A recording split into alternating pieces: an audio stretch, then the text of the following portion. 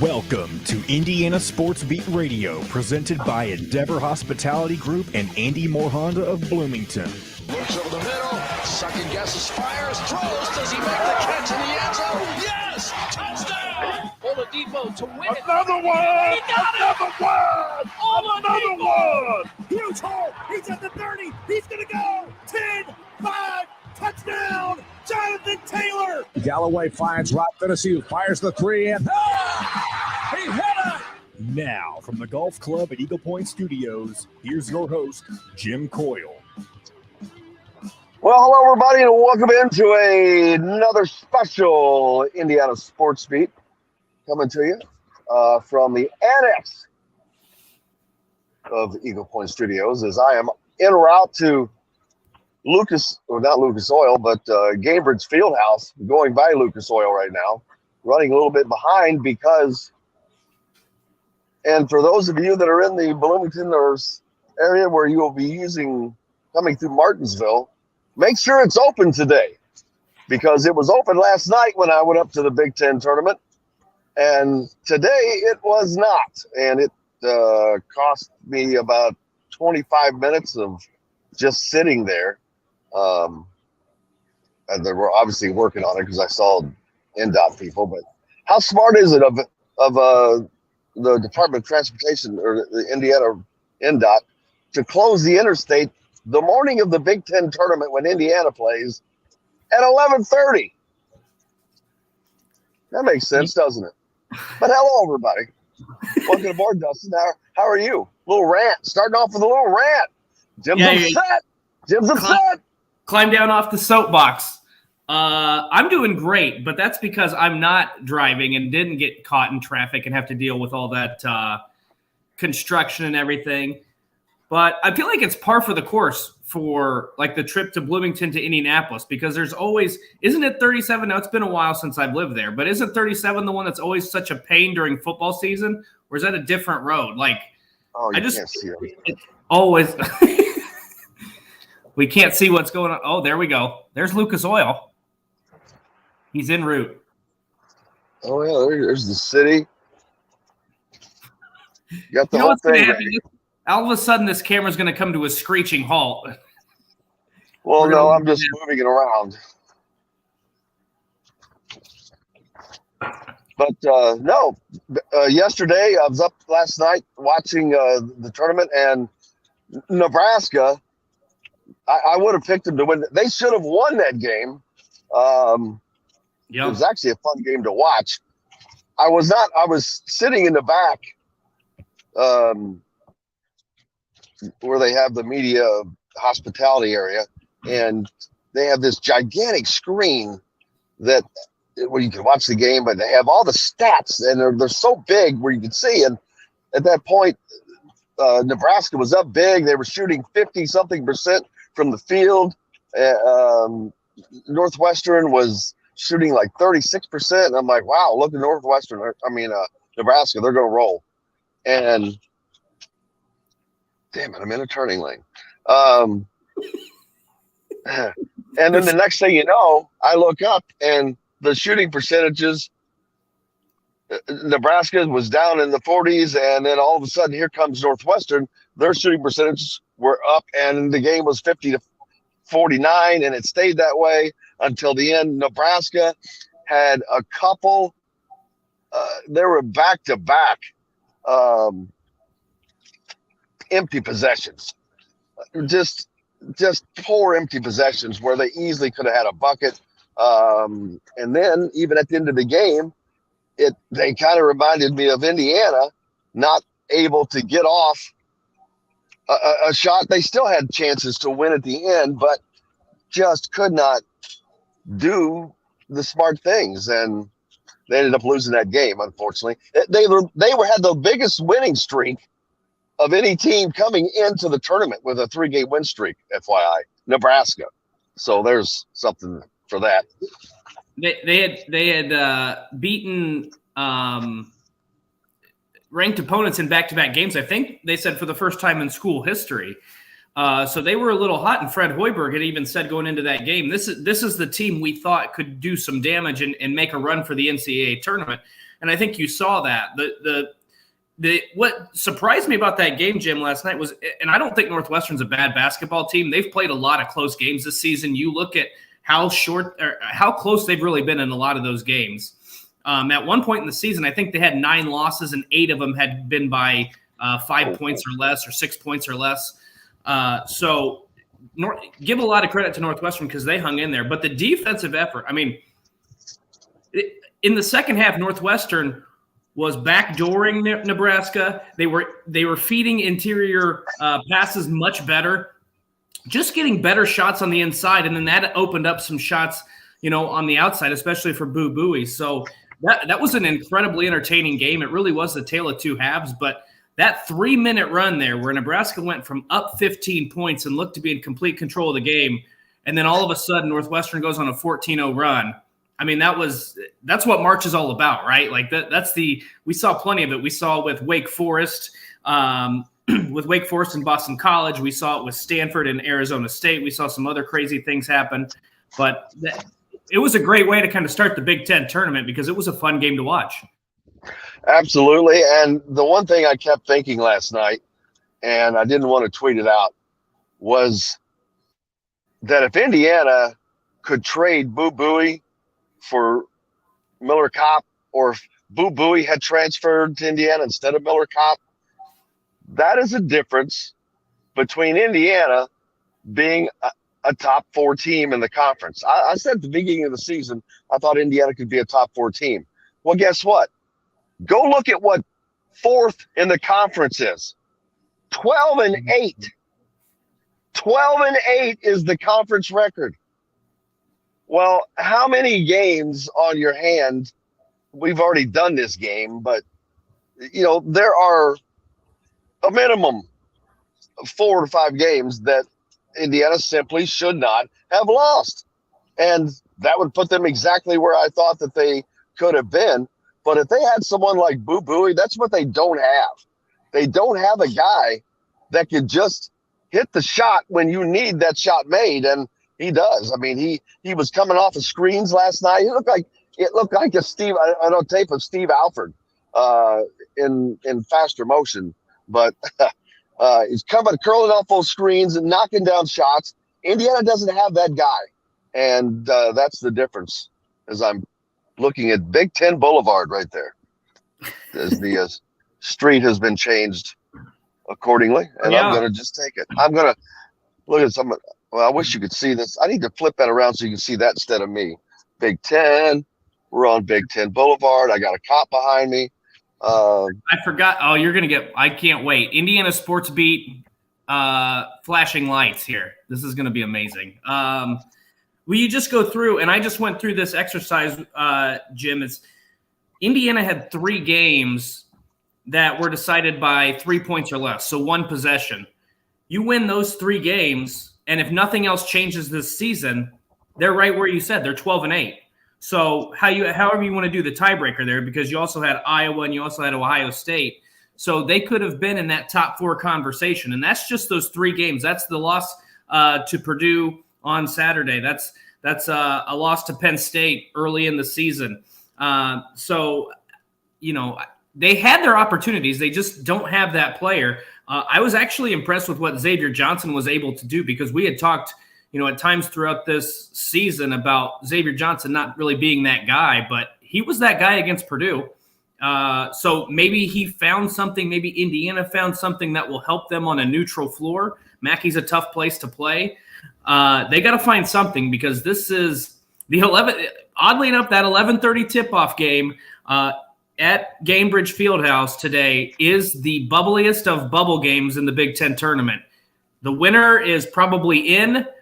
The loser is leaving it in the hands of the committee. The one thing that's working in Indiana's favor, if you want to say so, is the fact that some of those other bubble teams have lost. Iona is out. There was another winner. They've got, like I said, Wake Forest lost.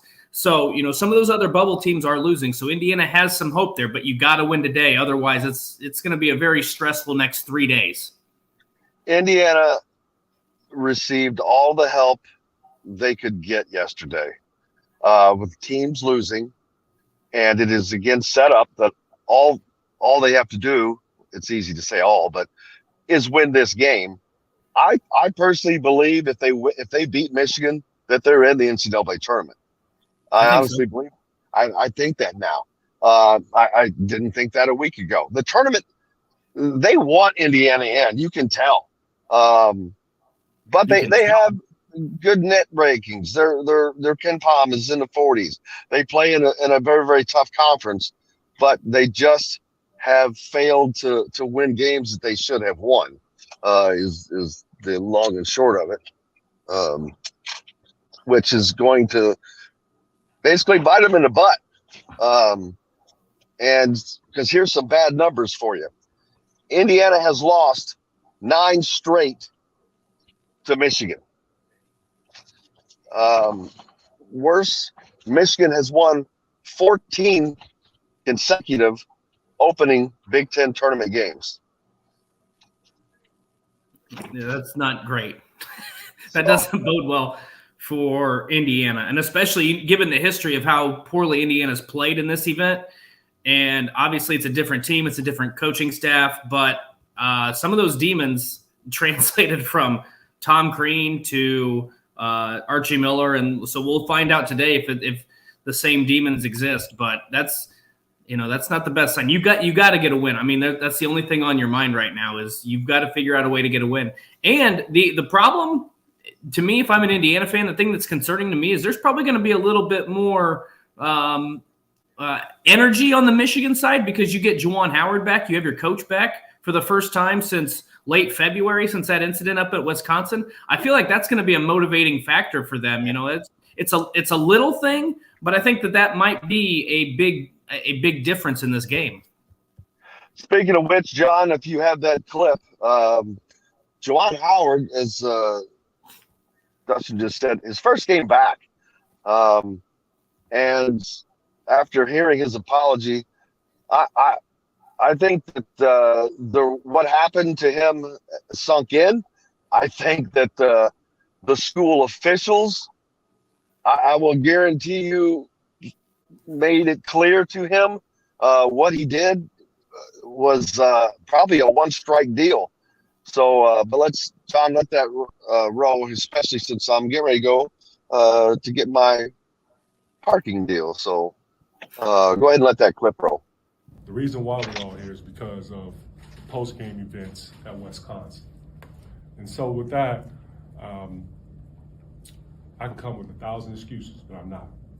I take full ownership for my actions. And I can talk about the timeout. We can discuss the pull on the arm.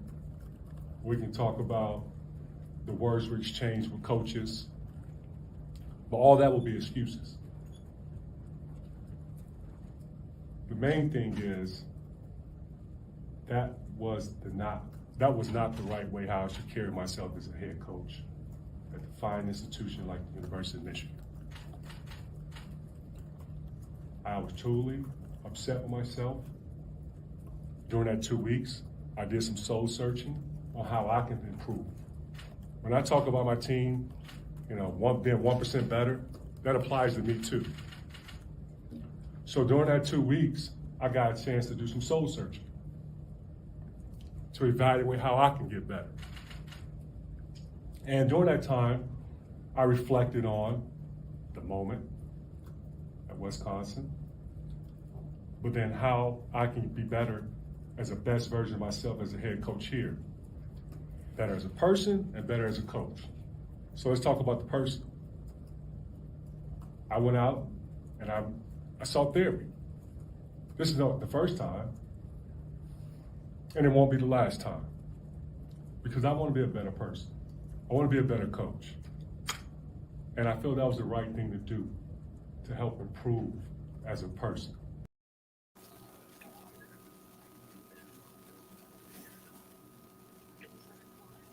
All right, while Jim is getting his stuff situated and get ready to go into Gamebridge Fieldhouse, we're going to take our first break. When we come back, we'll talk about that Juwan Howard clip and plenty more. So you're listening to Indiana Sports Beat Radio, brought to you by Endeavor Hospitality Group. We'll be back after this.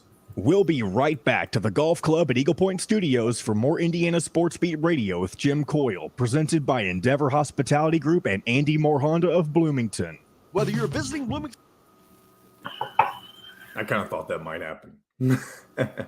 Yeah.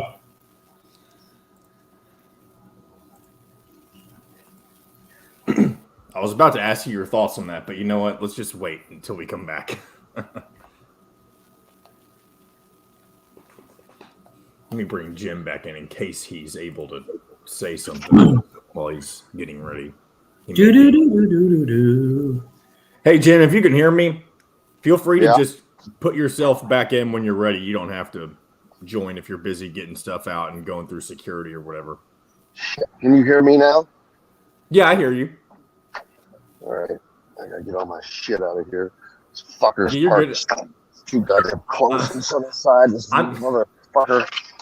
I'm going to keep you out of the stream until you're ready to come back in. All right? I hate when people do that. By the way, Matt Taylor says he's not going to – well, he was going to come on, but he can't talk about the Carson Wentz situation, so I told him he didn't need to come on today. Since there's really not much else to talk about. Oh, yeah. I'll he can't talk about it until it's official. We can talk about it, by God. We can. We can. He can't. We can and we will. Okay. I won't be in. Stay in. I can, but this is going to be. You don't have to. Use some clips or something. Well, I don't have any more. But we can talk. I was going to start this segment off with reaction to the Juwan Howard clip. What happened to the stuff from the Big Ten from yesterday? I see that, but there's no video with it. I didn't know what you were talking about. Yeah, there is. There's. You got to look at there's links on there. I saw the links. They weren't video links. Unless I was looking in the wrong place. What were they videos of? Press conferences. From the other teams? Yes.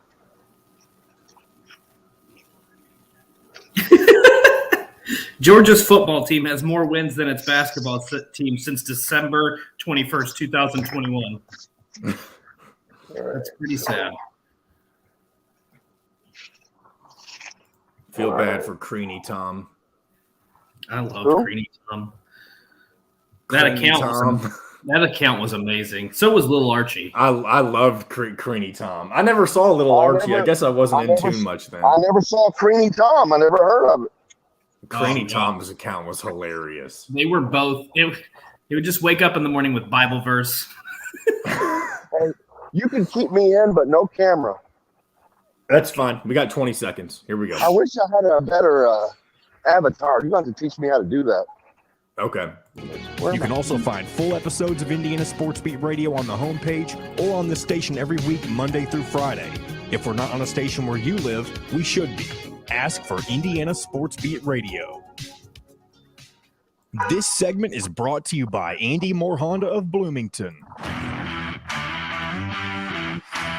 Now back to the golf club at Eagle Point Studios for more Indiana Sports Beat Radio with Jim Coyle, presented by Endeavor Hospitality Group and Andy Moore Honda of Bloomington. Thank you. How are you today? As Jim joins us from Gamebridge TSA, it sounds like. TSA, no, not quite yet. We're heading that direction.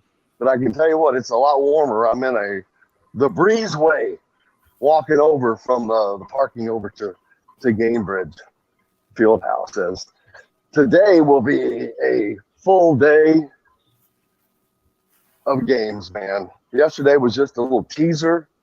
Had some people in there last night. Fun, good games.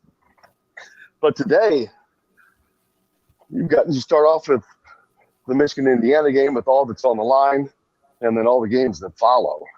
And there were plenty of other games last night. I did not have the opportunity to check into those.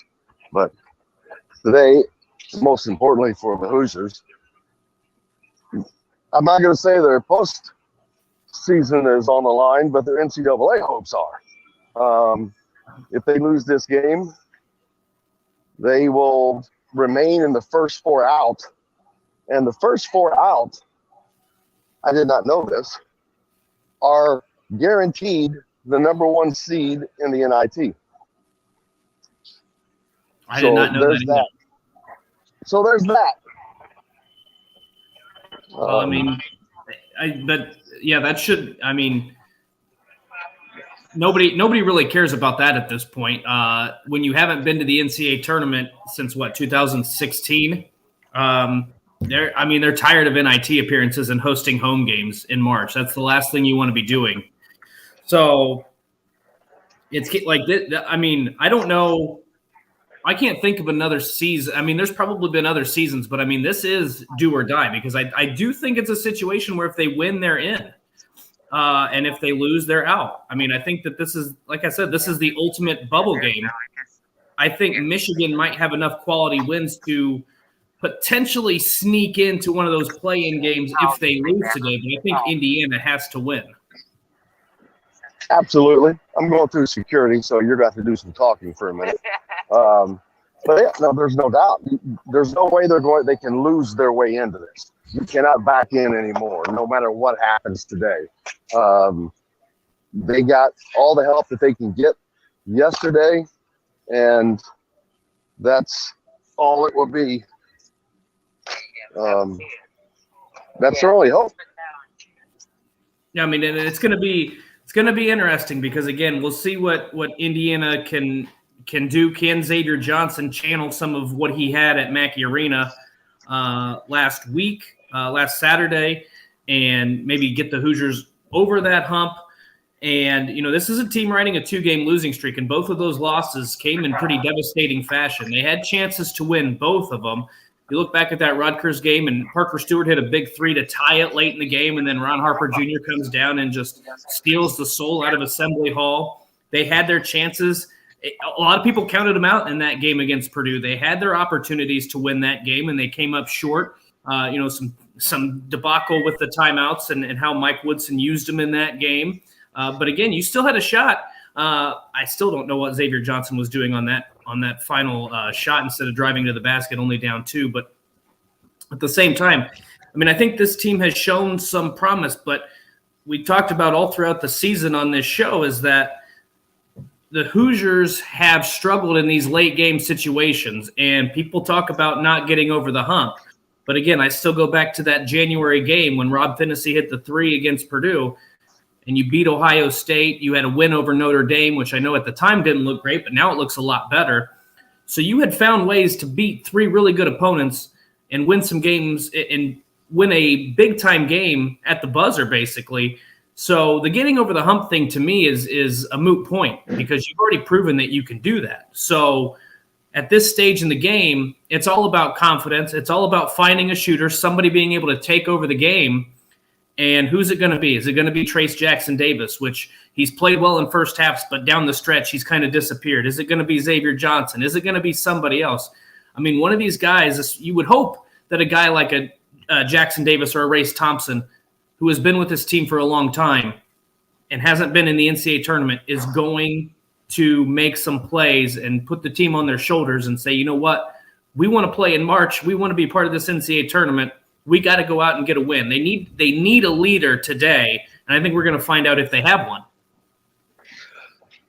Well, there's no doubt about that. We've talked about that all season. They haven't had one. They didn't have one.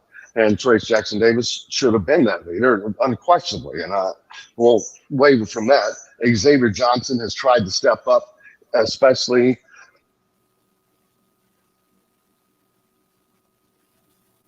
I think Jim may have cut out there. I don't know what happened there, but yeah, Jim is currently, like we said earlier, going through security at Gamebridge Fieldhouse, dealing with that kind of stuff. I'm sure he'll be getting set up here shortly. I'm going to remove him. And Jim, if you can hear me, just join back in once you get everything secure, and we'll get back to that. But whenever I was talking earlier before we went to break, we played that Juwan Howard clip. Yeah. I know this is kind of shifting gears a little bit, but Dustin, do you want to share your thoughts a little bit on what you thought that was for him? Did it seem genuine? Do you think that there should have been more said, or do you think the right things were spoken there? So I'm going to talk probably on both sides of this argument, because I do think Juwan Howard, when you watch the clip, and I think it's important for people to watch the clip, because I think when you read some of the comments he made, like when I first saw some of the comments on Twitter, when it was being tweeted out by reporters in his quotes, he said, the thing that stuck out to me at first was he said, I could sit here and make excuses, but I'm not going to do that. And then he proceeded to list off 4 or 5 excuses, right? The timeout, the press, the words exchanged, the arm grab. He listed that off. So I'm like, okay, you aren't going to talk about excuses, but you just listed off, 4 or 5 different excuses as to what led to that incident in Madison in February. But people don't just talk about therapy. They don't talk about seeking help, especially, Absolutely. it's not taboo anymore in sports to kind of talk about that. We've shifted away from that, which is a good thing, but you're not going to talk about that unless you're genuine. And again, I think when you look at Juwan Howard's history, I mean, he's the kind of guy, who has been he seems like a pretty good dude. Like he just seems like a guy you could go out to a bar and have a few drinks with, and, spend the whole evening with. But there have been those times. You go back to last year's Big Ten tournament against Maryland when he charged at Mark Turgeon. And then you go back, obviously, to the Wisconsin thing. There's been some other situations in post-game handshake lines. I just think that competitive fire gets the best of him sometimes. And look, I don't know Juwan Howard's background. I don't know his entire story. So the fact that he's willing to go out and seek help, that not only is good for him and showing that he wants to grow and be a better person, it also sets a foundation to his players and says, you know what? I have a problem in this area. I need to fix it so I can be a better person, so I can be a better coach, so I can be a better leader. And that is a strong message to send to your team, to your players, because if they go through something, it kind of sends that message that, hey, it's okay. We all go through this. So in that regard, like I said, I think it's important for people to, if you missed the clip, go back and watch it, find it on Twitter, find it on YouTube, wherever you can find it, because it gives you a whole different perspective as to when you're just reading the quotes, because the quotes come across as kind of coach speak, I guess you could say.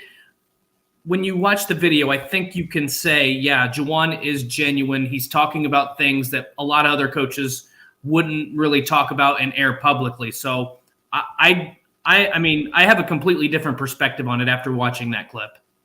And I think there's no doubt somebody mentioned that he could have been coached for that presser. And what he means by that is kind of like a preemptive little, I guess, PR kind of a thing with the representatives of Michigan. And I think that probably happened. But at the same time, I think he understood that he had to be vulnerable and genuine about the situation. Well, a lot of head coaches and players and stuff like that, that's what they're trained to do. They go through media training so that they can present themselves in a certain way. It doesn't matter if it's a good situation or a bad situation. But that doesn't mean that what they're saying can't be real. Correct. And I'm not going to disagree with that point, but let me take you back to when he was hired as the head coach at Michigan. I mean, Michigan, they basically took a chance on him, right? He had been in the NBA for, I don't know how long from his playing career. I mean, he basically transitioned immediately from a player to a coach in the NBA and had been with the Miami Heat his entire coaching career. So he was in the NBA. He had no head coaching experience at any level. And I mean, the videos and the photos of that day where he was announced as the Michigan head coach still go viral. I mean, it means a lot to him. And I think the reason why I believe it was so genuine, and I'm not saying somebody didn't, hey, how's this presser going to go? This is what we're going to do. There wasn't some sort of team meeting about this situation. But I think that being suspended 5 games, not being able to coach those 5 games, I do believe that Ward Manuel sat down and said, we can't tolerate this anymore. If one more incident, one more slip up, and you're done. And I think Juwan Howard then realized the magnitude of the situation. I think he realized that, you know what, even though we've done some good things, we won a Big Ten title, I'm not invincible. This isn't the NBA. I mean, this isn't the NBA. I have to set an example for these kids. Yeah.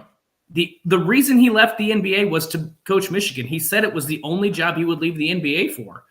So, again, I think that there was a real – I call it a come to Jesus meeting. I don't know if that's the appropriate term, but I think there was a real heart-to-heart conversation where Warren Manuel said, look, we know you're passionate. We know you're a good guy, but we can't have these incidents anymore. We can't do this for our program. We can't do this for the players. We can't do this for the fans. And I think that the threat of him losing the job that he coveted so dearly really affected him. And that's why he's not just up at the podium giving coach speak. He's not just saying words and issuing apologies. He said, I went to therapy because I want to be a better person. Again, that's why I think this comes off as genuine and not so much just a, well, it happened. I'm sorry about it. It shouldn't have happened. It's not going to happen again. It's to me, it's deeper than that. Yeah. And he obviously knows he's under the microscope. Surely at this point in your career, with the amount of issues that you've had, you probably realize that if something like this happens again, I'm going somewhere else. But it looks like Jim is finished up going through TSA, and I'm going to hand things back over to him before we have Bob Kravitz joining us here in about 5 minutes. Is he on mute? Jim, well, maybe before that, Jim needs to fix his microphone settings because we cannot hear him. It looks like he can hear us, but we cannot hear him. So just to preempt. He kind of looks like a doctor, doesn't he? Set up with his glasses. He does. Just over the It bridge looks of his like nose. he's either He's about got to that give. coat on. Yeah. I feel like he's going to give me some bad news. He looks like he's either about ready to apply for a loan or give some sort of giant business meeting. But he doesn't look happy regardless, especially for those on radio right now who can't physically see Jim right now. He's all spiffied up, but he does look like his hair's done nicely. He's got the glasses over the bridge of his nose. He's got open collar shirt here. Looks like a checkerboard visor. Gee whiz. There he is. It sounds like he's back with us. He's got the blazer on. I'm calling it a blazer. I don't know if that's technically a blazer. Is that a checkerboard shirt? Well, yeah. Yeah. There we go. It's. There you go. That's a pizza place. Pizza place tablecloth right there. Hey, man, I'm trying to take what's his name? What's his name that does the commercials? He was on The Office. Dude's funny. Does all their commercials now. Oh, I don't know his real name, but Daryl. Yes. There you go. But as you can see, finally here inside, as you can see from behind me there, little Big Ten action. This is actually the same spot where we did the interviews for. This is ironic. This is where we did, John, you remember when we started the preseason, the Big Ten basketball media days right here. Yeah, it all comes full circle. It's been months now. And unfortunately for Indiana, like I said, things are not looking in their favor. I don't want to be negative Nancy here, but it is what it is. And Michigan's playing better. They beat Ohio State without Hunter Dickinson. The fact of Juwan Howard coming back, I think that's going to matter. I really do. He's going to be fired up for the team, not fired up in the way like I heard you talking about, which has gotten him into trouble. But it's going to be interesting. I mean, this is going to show you what this Indiana team is about. But as I was watching that Northwestern game last night, I just kept shaking my head. All I kept thinking about is Indiana is a boo-booey away from being one of these top four teams. They're a boo-booey away from being a double bye team. That was the difference this year. I mean, the difference is so slim of the fact that they're playing Michigan today. That course could have been altered so easily with just one win. And this will be interesting. I'd like to get some reaction. Maybe we can get some people to chime in on this, through comments here. But I don't know. Does that give fans more optimism or pessimism? I mean, because to say we're one player away, to see we're one guy away, or is it also a culmination of what has been an issue for the past, basically decade. We're one player away, and that continues to be the issue. So is it optimism that Indiana is so close, or is it pessimism that they still can't find that one guy? It's not finding him. They can find him. They just, to be honest with bring you, him to campus. Archie didn't find him. He did not recruit Mason Gillis. He did not recruit Eric Hunter Jr., both who are starting for Purdue right now. Indiana could not get Kyle Guy here. That was not Archie. That was Tom Crean. But they have failed to get the guys that they could have gotten. There are others. They just misfired. I mean, everyone, including me, thought that Miller Kopp was going to be this shooter because he was coming from Northwestern. So we knew he was, an intelligent kid. But that hasn't manifested itself here. I started wondering, playing at Northwestern, there's no pressure. There's zero pressure. Zero pressure for you to win at Northwestern. So it's a lot easier. Well, now he comes to an Indiana team. Not only does he come to to play where there's tons of pressure, he's playing on a team where he has to try to fit in and all that. So it just hasn't worked out. I think it's time for a break. So let's do that because the great Bob Kravitz is waiting for us in the wings and no reason to keep him waiting. Hey, we're back with more Indiana Sports Beat Radio coming to you from the Golf Club at Eagle Point Studios here at Gamebridge Fieldhouse, brought to you by our good friends at Andy Moore Honda of Bloomington. Bloomington's #1 Honda dealer. They're #1 for a reason. Go to AndyMooreHonda.com and get more to your door. Back with Bob Kravitz right after this.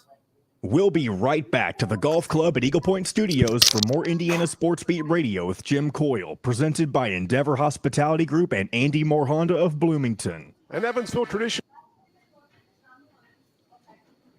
Morning, Bob. Sorry about the issues earlier. I totally forgot that you were coming on today instead of yesterday. Yeah, no worries. I didn't see a link, so I was like, that was you guys, right? I remembered you were 502. Yeah.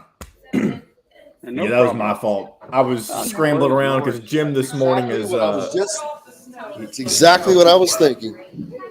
I don't know what he's talking about, but he was driving in from Bloomington to start the show, and so my mind was all over the place. So I apologize, Bob.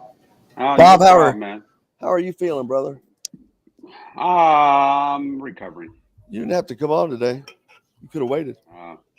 I almost thought about watching the game at home and writing from home, but I'll get my ass in there. And are you coming in here? Okay, good. Yeah. As soon as we're done, I'm going to shower up and go. I've got an envelope for you. Oh, fantastic! I like envelopes. They're always good.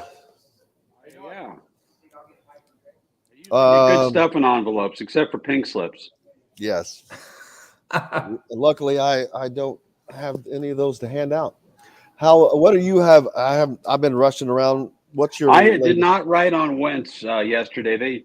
They left that to Zach and Steven, which is fine by me because I had just come out of the hospital and was not feeling up to writing. So I don't have anything on Wentz, but I have a lot of thoughts, obviously. That's all that matters.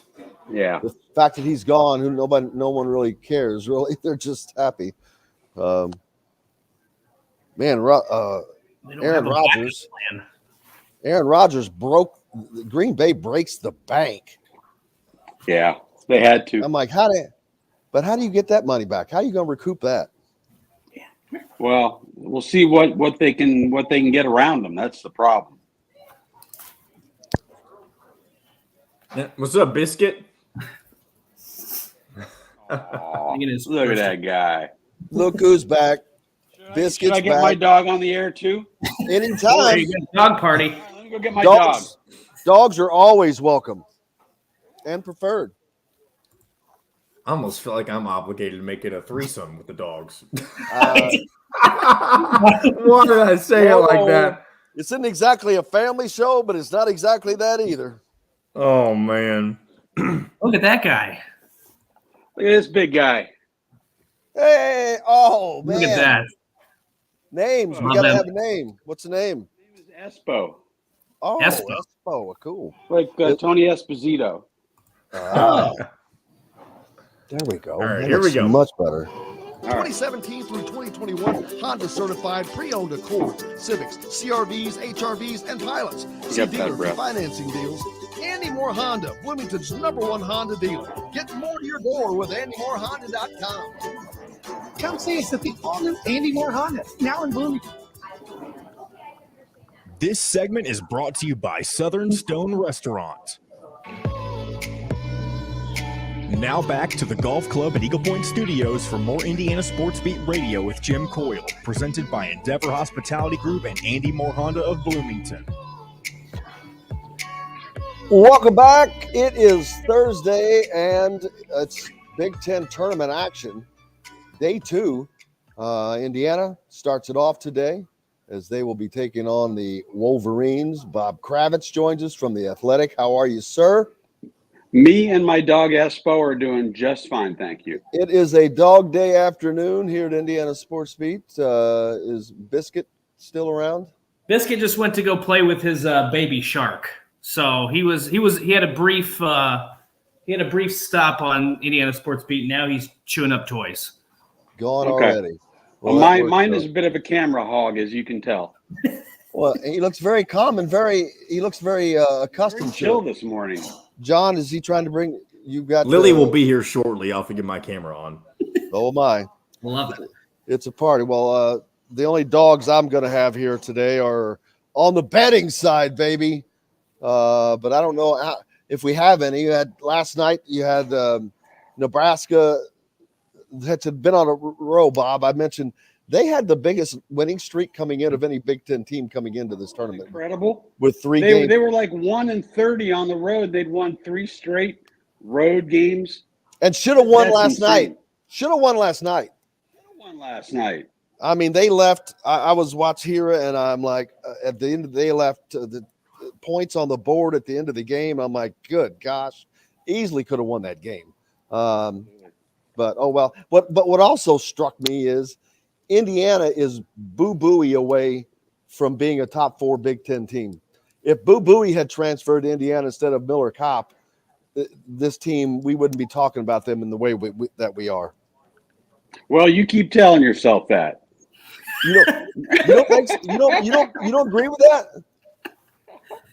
He's definitely a better player than Miller Kopp. Yeah. Well, I mean, as shooter, he's knocked out. Last night he was knocking down shots when they needed it. Coming around and close. I didn't know he was close to coming here. No, he wasn't. I'm just saying, as opposed to if Dickinson had transferred, they'd be much better. Well, there's that. They would, or you can just Sorry, bring in. Jim, I'm just in one of those moods. Bring in the whole crew. We transfer Bob Kravitz, they'd be better. Exactly. Bring in Lily and Biscuit and Espo and just bring them all on. Big news on the NFL front for the Colts. Carson Wentz. No more questions on whether or not he's going to be around next year. He gone.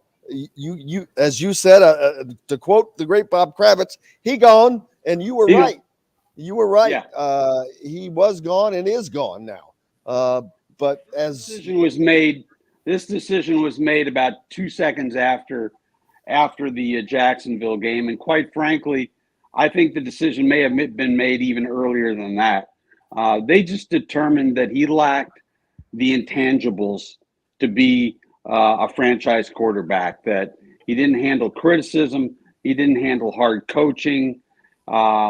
He just didn't have leadership qualities, and not everybody's born with that. You know, he was born with a great arm and great legs, and, you know, he looks the part certainly, and he throws the ball beautifully sometimes. But, you know, it's like they used to say of George, $1 million arm and a 10-cent head. Yeah, I've heard that, but without the $1 million arm part. $1 million mouth. Yeah. What's that? I said I've heard that without the $1 million arm part before. He's got a good arm. He can make all the throws. Oh, I was talking about me. Okay, I got you. I'm sorry. So, and your next thing that is always a Bob Kravitz thing is the backup plan. What's the backup plan for the Colts? Currently, there is none.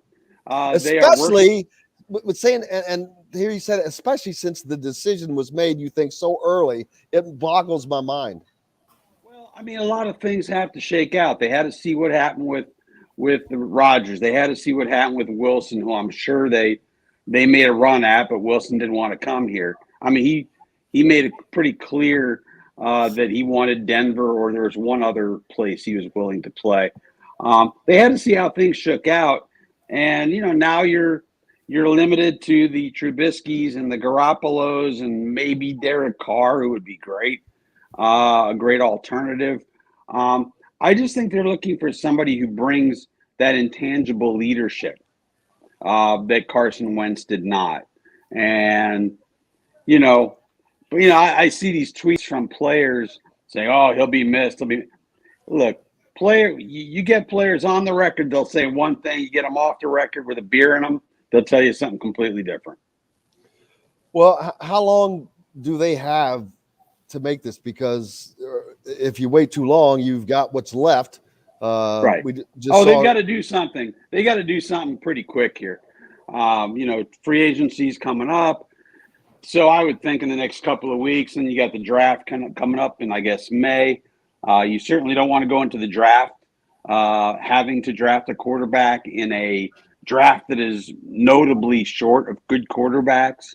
So I think what they'll probably end up doing is getting one of these vets, whether it's Trubisky or Mariota or Garoppolo or whatever, and maybe drafting the future quarterback with that second-round pick, whether that's Sam Howell, Malik Willis, whoever it might be, whoever falls to that spot. So we'll see. There's not a lot of great alternatives. People are saying, well, there aren't great alternatives. Why would you get rid of Wentz? Because you don't double down on a mistake. And I'd rather take my chance with somebody I don't really know than with somebody who I know does not have the right stuff. Yeah, I doubled down on mistake after mistake on a roulette table one time, and it didn't go well. It did not work out well. It's one of those things that has been stuck in my mind for 12 years, probably. Get back on that horse. Get back on that horse, man. Can't forget. It makes me so mad. The Big Ten tournament underway. It's a couple games last night, as I mentioned. But today, the party starts. And for Indiana, starts off right off the bat. They have the first game, 11:30 game. They have a lot of things going against them. Forget about what we already know about them. They've lost 9 straight to Michigan, Bob. And worse, Michigan has won 14 consecutive opening games in the Big Ten tournament. Is that right? Let me write that down. 9 straight. I didn't know it was 9 straight. 9 straight losses to Michigan, and Michigan has won 14 straight opening up in the Big Ten tournament play. Wow. Well, I mean, they've got to do a better job in Hunter Dickinson. I mean, to me, the bigs got to play a lot better. You need good Xavier Johnson as opposed to what the hell is he doing, Xavier Johnson? You got to hit some shots, rinse, repeat. It's Indiana basketball. I mean, I was watching a Woody press conference from a couple of days ago, and people were giving him they're asking questions about his use of timeouts, which was kind of unusual. But like he said, if Parker Stewart hits that shot, nobody's talking about it. So it comes down to shot making. I hate to be, Joe Sports writer and be oversimplistic, but you got to make shots. It's really the simple. Absolute truth, because I can think of so many times examples this season where if that exact thing happened that Mike Whitson was talking about, we aren't having this conversation. Indiana's probably not even playing today. Right. I mean, easy games that they could have won. And it is simply as that, making shots. Hell, there was another time where Parker Stewart was at the Wisconsin game. that he had a wide open three first before he hit one, and then ended up missing a ill-advised one. There's 6 or 7 games where you look down the stretch and you say if they just made a shot or two. I mean, they threw away the game at Ohio State. They threw away the games with Wisconsin. I mean, you can go down the line, but at this point, it's not an anomaly. This team was a shooter away from being. This team was actually a shooter away for this season. I wouldn't have thought this, but they were, after the fact of seeing how the Big Ten went, they were a shooter away from contending for the Big Ten championship. And I really believe that now after seeing how the Big Ten unfolded. 4th place is 12-8, Bob. 12-8 is 4th place. That's staggering. I don't know that that's ever happened before. Yeah. No, you're probably right. They probably needed a little more than just a shooter. But, if you have somebody who can make a shot down the stretch, I mean, this team just doesn't know how to win. They don't have that muscle memory, let's just say, because for years and years, they've kind of hit the wall late in the season and just never recovered. And it's because they don't make shots. It's really very simple. And then of the times where they could have just made a shot in a game to win a game, there was probably 2 or 3 examples I can think of where they just completely screwed up the entire thing, the last 30 seconds of a game. And like Xavier thinking he's drawing a foul with 2.5 seconds left on the clock. And instead of driving down, what was the game where they had 5 seconds and he walked the ball up the floor? There's another. It's like there are so many occasions like that you shake your head. But anyway, getting back to this one, I don't know that Indiana. I know that they can beat Michigan because anybody can beat anybody in this league, but I'm not sure that if Michigan plays to their abilities, it's going to be a very tough day for Indiana unless somebody steps up like different. In addition to Trace Jackson and Race and Xavier having their games, somebody else, whether it's Parker Stewart, whether it's Tamar Bates, whether it's Miller Kopp, has got to step up and add something to this team by making shots, as you've said. How many games are we into the season? 28. I don't know what's the record. 18 and nearly 20. I mean, nearly 30. Do you see anything changing in one day? Nope. But okay, I gotta say it. That's my point. It's all wishful thinking. Well, if these guys can make a shot, they haven't made a shot in 4 months. It's just you got to hope that it's one of those days where luck chips in and somebody's hot for whatever reason. They had that hot day, and they need a Finney Purdue game. Exactly. This is what I wanted to ask Bob, because I've been on this kick since mid-February. Everybody talks about Indiana not getting over the hump, but they did in that Purdue game. Like, you snapped a 9-game losing streak. You won a game in the closing minutes by making a big shot, hitting some free throws. They left the door open there at the end, I understand, but they finally were able to get over the hump. Like, to me, this team they demonstrated that ability in January, and it makes me wonder if that incident that happened at Northwestern, in which 5 players got suspended, if that broke some of the trust among the team more than just shot making, because that stretch after they beat Purdue, they had won 4 out of 5 games, and they looked like they were heading in the right direction. Like, do you think that incident at Northwestern was a bigger factor than maybe just the shot making and getting over the hump? It certainly looks that way, because they're 16-5 or something like that. And what's this off the top of your head? I don't. What's their record since the Northwestern game? Like 4-5, something like that. Well, they lost 7 out of their last 9. 7 of the last 9. Okay, so I think it's fair to look at what happened at Northwestern and wonder if the trust was shattered. Like, I can't count on these guys off the floor. I sure as hell can't count on these guys on the floor. Now, Mike Woodson, he did the right thing by suspending them. He did not do the right thing by letting them sit on the bench. I'd have put them in a freaking U-Haul or an Uber and sent their ass back to Bloomington is what I would have done. But it's funny I you would say not have that. let them sit on the bench. Rick Bozich, when we were talking about this a couple of weeks ago, and he just said Bob Knight would have had them on a van on I-65. No doubt. No doubt.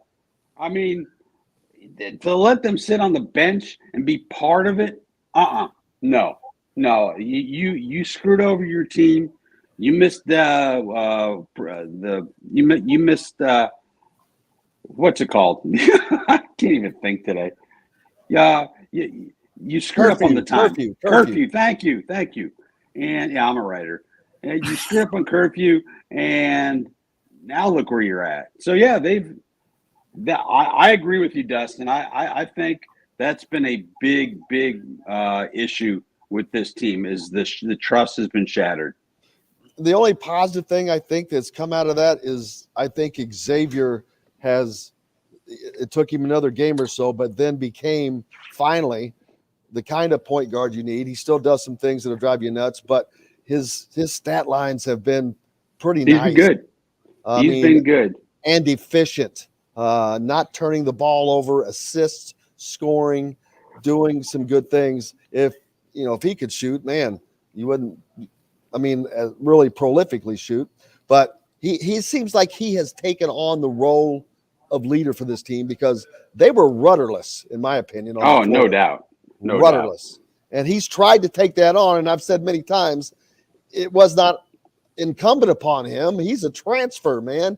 Why should a guy that's coming in be expected to be the leader? That should have, to me, Trace Jackson Davis, he's a 3-year guy. He should have been the leader, but they just didn't have one. And maybe that's why Northwestern happened. I can't blame that on somebody else, but maybe if there was leadership, that doesn't happen. When Brian Evans was on the show, he said, if I'd have known about it and I'd have been on my team, I'd have been kicking somebody's butt. I mean, he was still peeved about it. And he's not even on the damn team anymore. So that's the lack of leadership right there. And unfortunately, that was there for so long, and it took that episode, I think, to galvanize them in some way, but it was maybe too little too late, unfortunately.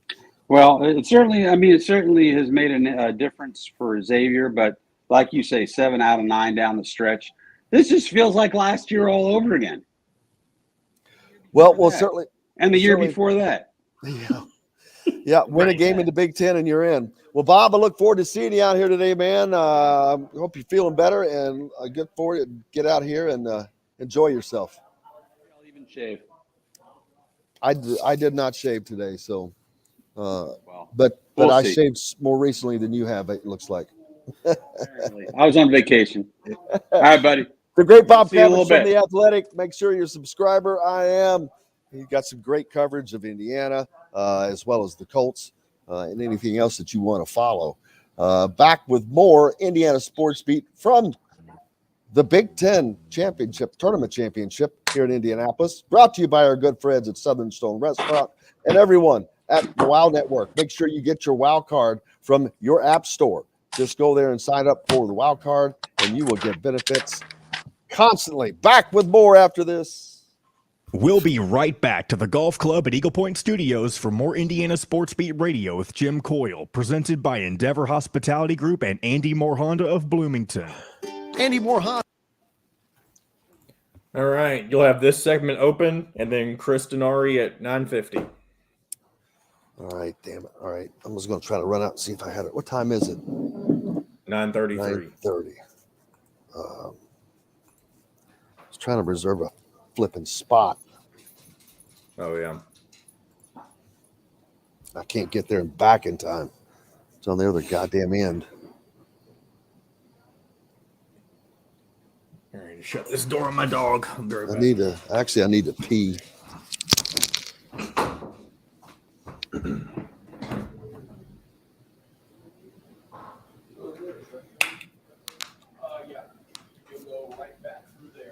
Dustin, you ought to come up to Louisville for Louder Than Life. You're muted. Crap. You're muted. Yep, I was muted. What'd you say? Here's the thing. I am not a big concert goer. I'm not a concert goer. I can play golf in the morning. Well, I get really pissed when. Oh yeah, I heard you say this. You said you hate it or every time you go to a concert, you're always disappointed in the live performance. Always. Well, not always, but I've been to enough where, I don't know if the group was hungover or what the case was, but like I felt like the crowd was doing more work than the band. Like I'm not there to hear the crowd sing. That's true. I've seen. I don't think I've been to shows like that, but I've heard of certain artists that are like that. I've been to multiple shows where that's been the case. Now I've been to some concerts that have been really good, but it's really hit or miss. Like there are some artists that I would see. I would see Foo Fighters. I would see Chris Stapleton.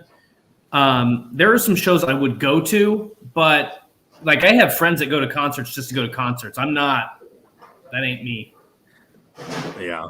And then Louder Than Life is, even though it is a concert per se, it's more of a festival as well, I guess.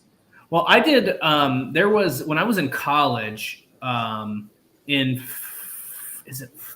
remember the name, Fort Loramie, Ohio? I don't know. Did you go to Rock on the Range or something? No, well, I don't know what, it was called Country Concert. Like that was the name. It was called Country Concert. Back in the day. And it was kind of the same thing. It was just a bunch of country artists. It was Thursday, Friday, Saturday, Sunday, and they would have four big headliners. And then, it was just all day shows. And that was a lot of fun. But a lot of like those rock and roll shows or those pop music shows, it just doesn't sound the same as it does if you have the iTunes or record or CD, and I'm like, if I can't recognize the song, I don't know. You suck is what you do. Did you see? You want today? Cheryl at IndyHomePros.com. This segment is brought to you by Courtroom Sports Grill in Bedford. Now back to the Golf Club at Eagle Point Studios for more Indiana Sports Beat Radio with Jim Coyle, presented by Endeavor Hospitality Group and Andy Moore Honda of Bloomington. Welcome back. Coming to you today from Cambridge Fieldhouse here in Indianapolis, side of the 2022 Big Ten Men's Basketball Tournament. Underway yesterday with 2 games, the lowest seeds. Today, not everybody else. 4 more games, though. 2 teams that played yesterday, and then 4 that did not. Indiana, one of those, and they will kick it off today against Michigan in about 2 hours. So that game on the Big Ten Network, I believe. So, yeah, those games are still on Big Ten. They switch over to CBS for the weekend. Saturday and Sunday, CBS, yep. So you can catch all that there. But until then, stay right here. We'll keep you informed on what's going on. If Indiana were to win this game, I truly believe that they're in the NCAA tournament. They're on the first 4 out right now. But that's on Mike DeCourcy's. I haven't pulled up Lenardi's, but I think he has them on the first out as well. And it depends on where they are too, but that may have changed with all the losses that happened yesterday. That's the one thing that's working. And Joe Lenardi does have Indiana as one of the first 4 out. They're at the top of the first 4 out list. And Michigan right now and Rutgers are both in the last 4 buys category. So, see, that tells me that a win gets them in because there's going to be somebody else, most likely, that loses. So and I don't know if this was, let's see, it looks like it was updated today, but right now he still has Wake Forest on that last 4 in. So that amazes me because they lost. Didn't they lose? They blew it. They blew what, a 10-point lead in the final 6 minutes to Boston College. So I'm thinking, my thought process here is if Indiana wins today, they're probably going to bump Wake Forest. That would be my guess. I don't know Wake Forest's resume. Or Xavier, who lost to Butler yesterday. Right. SMU is the last of the last 4 in. I don't know what their last game results were, but it's just simple for Indiana. Right. You And this is can't why lose your way in.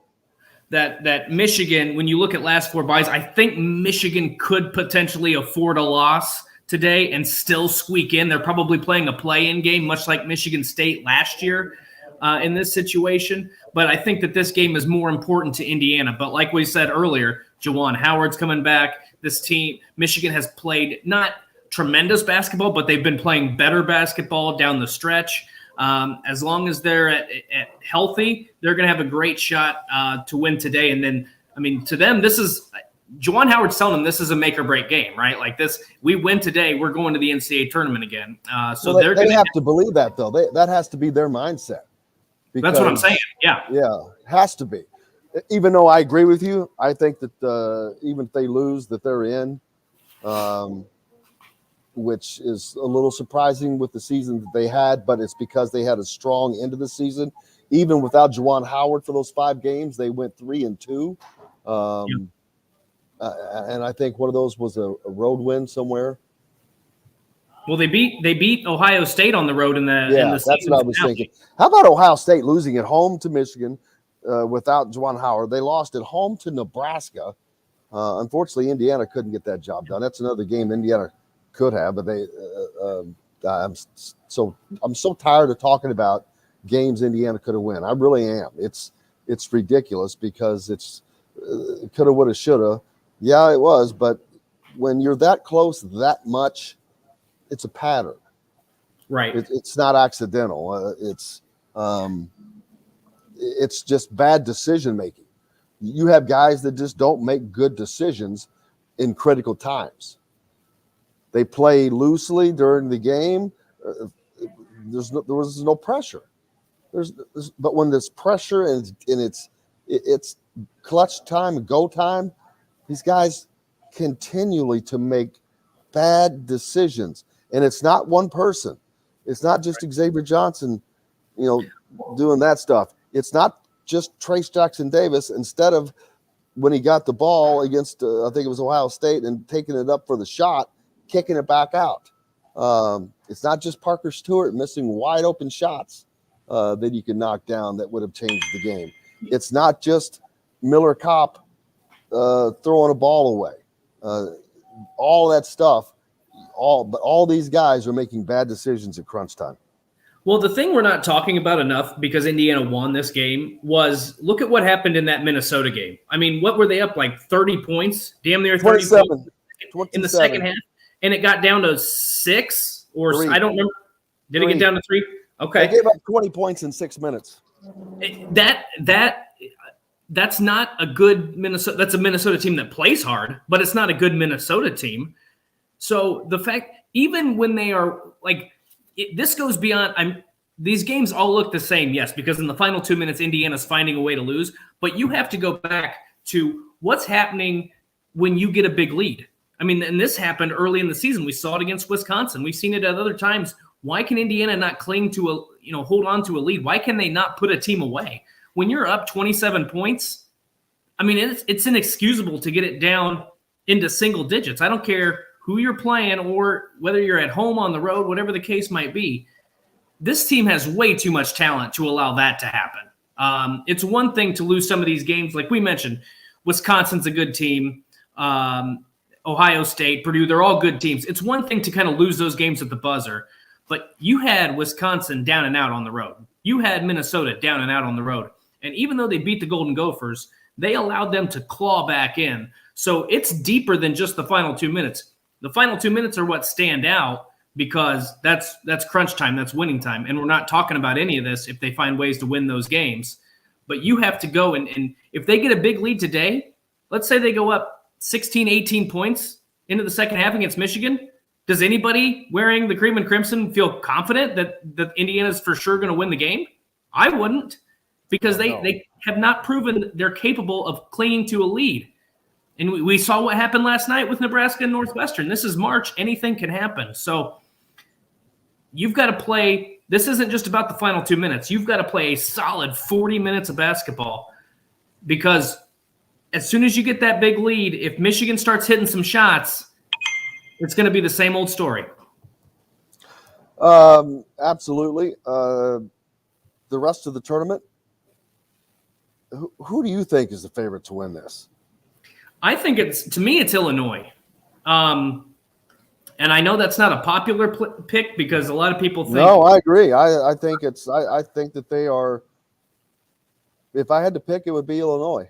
I think when you look at, I mean, to me, Jim, this is going to be an entertaining tournament because Iowa's got Keegan Murray. They've got a 3-point shooter in Jordan Bohannon. I think that they've got some really good pieces. Obviously, Wisconsin with Johnny Davis and Tyler Wall. Do they have Johnny Davis? I think so. I haven't seen an update, but I thought he said he was going to play. Okay. I mean, I don't know at what percent. Because there is not a team in this league, I think, that is more affected by one person than Wisconsin and Johnny Davis. You take Johnny Davis off that team, they are in the bottom 4 of this conference. Without question. I would put Iowa and Keegan Murray in that same category. Those are probably the 2 biggest teams, in my opinion. I don't doubt that either. And see, Indiana's not that. I don't think that if you took Trace Jackson off, they would be as bad as those 2 teams. I agree. But they would still be, in the lower half of the conference, but they would not be as far down. Wisconsin is nothing without Johnny Davis. And the fact that you want to talk about fortune in Indiana not having the fortune of some shots going down. There's not a team that has been more fortunate than Wisconsin this season. My God, they are not a Big Ten, what I consider a Big Ten championship caliber team, from judging from all the years past. But man, they got it done, and that's all that matters. That's winning. That's the difference between winning games at the end of games and not. Create your own luck, baby. That's what they do. Now, I do want to say positive about Indiana is when they played Purdue, Dustin, they were down 13 points in the first half at Mackey Arena. And, buddy, that is usually I'm like, oh, it's over. It's done. That crowd, it was a feeding frenzy. But Indiana fought back, got into the game, and stayed into the game and had a chance to win the game. Right. Again, if they could have swept Purdue, man, we'd be having a different conversation right now. Well, and I think that's the optimistic side, is that everybody counted you out. And this is why, Jim, a lot of people are picking Purdue to win it all, the Big Ten tournament. You have to play defense, and they cannot play defense. I think Jaden Ivey, I'm not saying Jaden Ivey is overrated. He's not a good decision maker. I think he tries to take the game over too much at times, and I think that's costly. To me, Illinois, the one thing to me, I think Purdue's going to get beat either Friday or Saturday. Illinois, with Kofi Coburn in the middle, they have great shooters in Alfonso Plummer. Trent Frazier is one of the best defensive players in the Big Ten, if not the best defensive player in the Big Ten. You got Jacob Grandison. Andre Curbelo comes off the bench. He can dish. He can shoot. They have so many weapons. As long as they avoid a matchup with – I don't think – if it was Illinois and Purdue were playing, I would pick Purdue because I think that their big man combination of Zach Edey and Travion Williams really throws Illinois for a loop. We've seen it twice this season. Purdue swept Illinois because of that matchup situation. I don't think Purdue's going to get to the championship game. So if there's a matchup, Illinois-Purdue matchup in the championship, I would favor Purdue because of that matchup. I just don't think Purdue's going to play enough defense to win back-to-back games. They might get through Friday, okay, but I don't think they're going to get through Friday and Saturday. So for those reasons, I think Illinois is the deepest team. I think they have the best inside-outside combination. They don't force a lot of turnovers. They're one of the worst teams in the Big Ten in forcing turnovers. So they've got to be able to do that. But everything else, I mean, they pass the ball well. Their ball movement's good. Inside, they've got Kofi Coburn, a double-double machine. Outside, they got multiple guys who can knock down triples. They're playing really well right now. So to me, Illinois is the team to beat. I know this is anybody's tournament, but I think Illinois got the nudge. I agree with you. John, how much time we have left in this segment? There's Chris. Chris just got here. We can go now if you want. That tells me all I need to know. Yeah, we'll wrap this up and we'll come back to that a little bit later. But up next, Chris Denari is going to join us, one of our favorites, of course. Back with more Indiana Sports Beat coming to you from Gamebridge Fieldhouse, side of this year's Big Ten men's basketball tournament. Brought to you by the folks down at the courtroom in Bedford. Make sure you sign up for your Wow Club card. Go to your app in your app store, and you can sign right up for it. Just look for My Wow Club. Back with more right after this. We'll be right back to the Golf Club at Eagle Point Studios for more Indiana Sports Beat Radio with Jim Coyle, presented by Endeavor Hospitality Group and Andy Morhonda of Bloomington. Whether you're visiting Bloomington, I wish I had my other setup. I'm just going to have to hold this up. It'll be enough. I've got somebody. There's another segment get ready to start. It'll be after that. Who do you got, Jim? I'd go mark your spot if I were you, because it's first come, first serve. Like I'd go put. I was gonna say, because they'll be gone. I was gonna say put this on one. Here, go save my It's spot. up in 107 is where. That's where it is. Who is it? Huh? Who was there? Kyler Staley from Ryder. Okay. From the Hoosiers. Jim is coming live from the house that Denari built. Yeah, That's right. I'll be down there in a little bit. Are you coming down? Well, I'm gonna go across. I'll be across the street at practice, and I may walk over there. When is practice? Availability's at 11:45. Damn it! I wish I still had that practice sounder, but I can't play it because I'll get a copyright. Damn it! Right in the middle of the day. Yeah, right. I mean, it's over in the St. Vincent Ascension. Yeah, I know, but I can't come over there. No, you know. They wouldn't let you in anyway. Well, there's that. There's always that, but I can always sneak in like a mouse. So where's the media seating for Big Ten? Where we up at 107. Okay, which is not bad. Yeah, way better than what they had been doing. Like for the crossroads, they would have it at the end zone up all the way to the top. My gosh, it was ridiculous. Where do they put you at when you're at the United Center? I think I sat courtside at the United Center. Well, that's a big upgrade. Yeah. It'll be back there next year. That the sucks Big Ten too. tournament. This is my hot take: is that the Big Ten tournament should never be played in Chicago. It should always be in Indianapolis. Always. Well, I have no Except problem with it rotating certain places, but Chicago. The United Center is so far away from everything. Yep. Yeah. I mean, that's why they say the NFL Combine is so good. You can go from the airport to downtown Indy, go to your hotel, and you never need a rental car. You can walk. It's all I noticed was how much development when I drove in this morning, because I've started to drive in. I've gotten smarter and drive in the east side of Gamebridge. Go ahead, John. Top prices and immediate payment in a relaxed atmosphere. Visit our showroom today at the corner of Green River Road and the Lloyd Expressway. This segment is brought to you by Remax Advanced Realty, Indy Home Pros team by Cheryl Sizemore. Now back to the Golf Club at Eagle Point Studios for more Indiana Sports Beat Radio with Jim Coyle, presented by Endeavor Hospitality Group and Andy Morhonda of Bloomington. Welcome back, Indiana Sports Beat here Thursday, coming to you from Cambridge Fieldhouse today. Big Ten men's basketball tournament underway. Indiana plays in about an hour and a half. We're joined now by Chris Denari, as Dustin said in the break correctly, the house that Denari built. Yeah. Well, maybe I'd say Slick Leonard, Reggie Miller, all those people. Maybe the restaurant. I'm in the Care Source. Oh, yeah, that's a great area. Yeah, that's a great area. And Yeah. I'll tell you what, we were talking off air. Big Ten tournament should be there every year.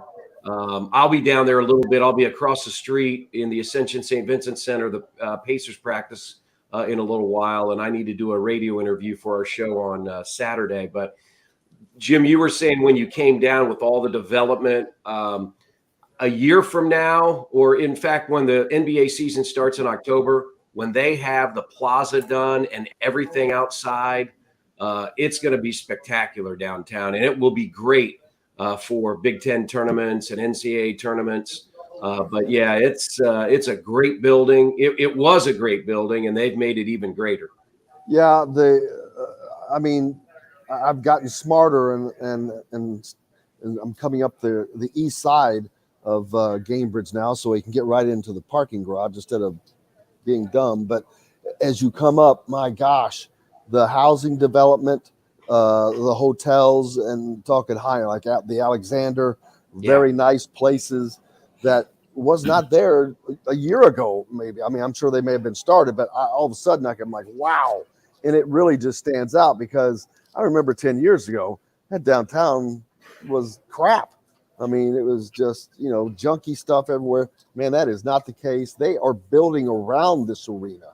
They are, and I see why you put that kind of money into the upgrades that they did, because this is a centerpiece, man. This is an Indianapolis showcase to do a lot of stuff and a lot of stuff around it.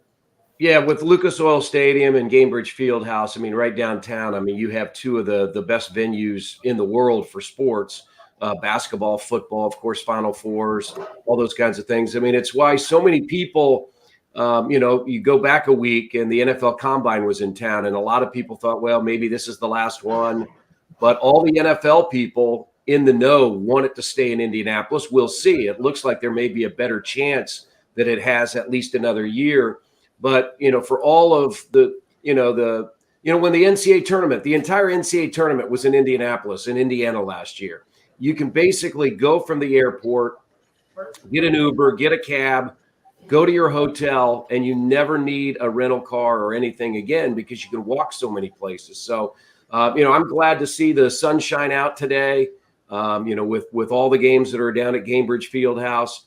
I guess it'll feel like basketball season because I'm hearing we're going to have an inch or so of snow tomorrow night. So Gamebridge is a great building.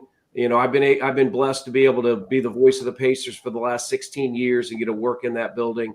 And even though I haven't traveled for a couple of years doing game broadcasts, I have been in virtually every great building in the country. And in my opinion, nothing stacks up against Gamebridge Fieldhouse. It's a terrific facility.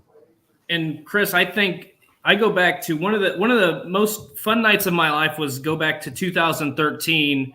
Pacers in the Eastern Conference Finals against the Heat. Ooh, I'm glad that's what you said, buddy. I didn't know where you were going to go with that. They win Game 6, and I just remember the streets. You talk about nightlife in places like Chicago, New York, New Orleans, and that was one of the most electric atmospheres I've ever been a part of. And just after that game, I like this idea of a new plaza for fans to kind of congregate around. Before, after a game.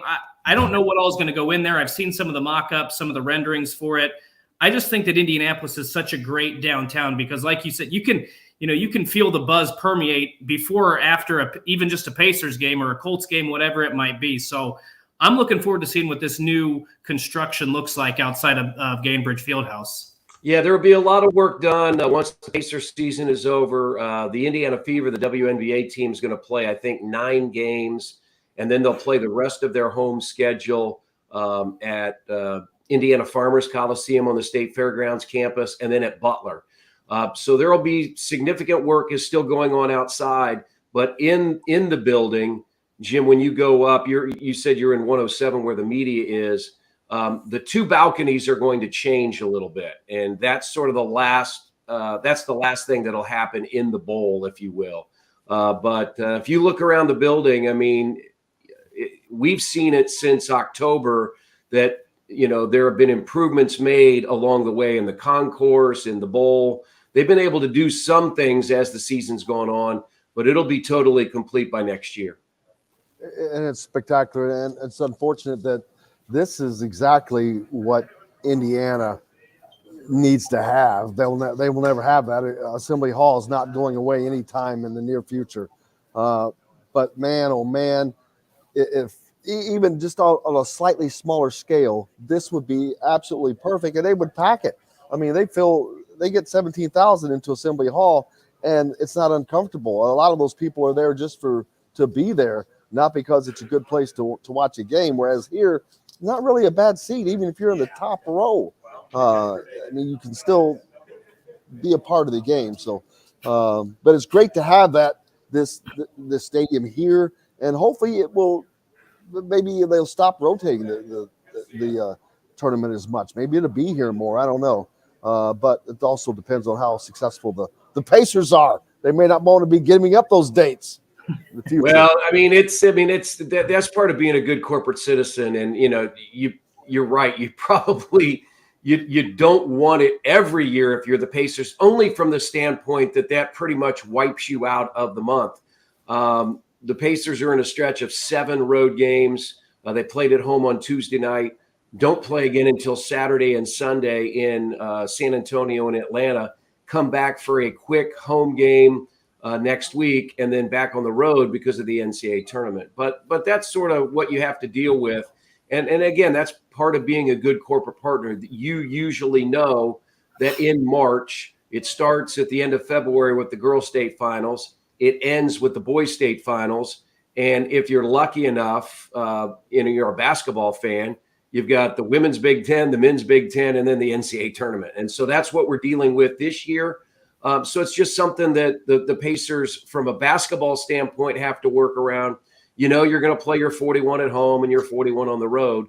It just depends on what the building looks like in March with how much you're going to play. And for the most part, you're going to play weeknight games.